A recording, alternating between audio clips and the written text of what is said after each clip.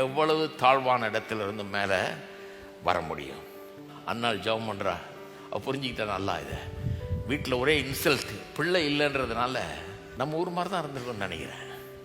பிள்ளை இல்லாத ஆள்கிட்ட போய் இன்னும் ஒன்றும் புழு பூச்சி இல்லையா, கொஞ்சம் கூட அறிவே கிடையாது பாருங்கள் சில ஆள்களுக்கு. ஒரு திட்டம் எப்படி பேசணும், எவ்வளோ ஒரு சென்சிட்டிவாக இருக்கணும் அதை பற்றின்றது தெரியாமல் இப்படியெல்லாம் பேசுறது. இந்த மாதிரியெல்லாம் இருக்குது பாருங்கள் உலகத்தில்.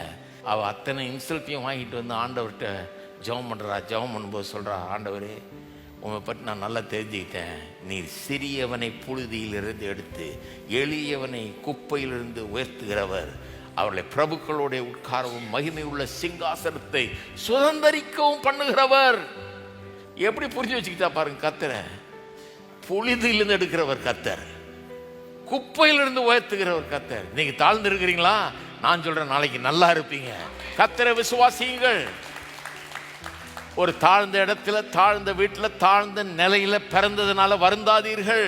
கர்த்தர் பெரியவர், அவர் நல்லவர், அவர் போதுமானவர், அவர் மகத்துவமானவர். அவரால் கூடாத காரியம் ஒன்றுமில்லை. தேவனால் கூடாத காரியம் ஒன்று உண்டோ என்று வேதம் சொல்லுகிறது. தினந்தோறும் சொல்லுங்க, உம்மால் கூடாத காரியம் ஒன்றுமே இல்லை ஆண்டவரே, நீர் பெரியவர் என்று சொல்லுங்க. நான் சொல்றேன், எந்த நிலைக்கு வருவீங்க பாருங்க.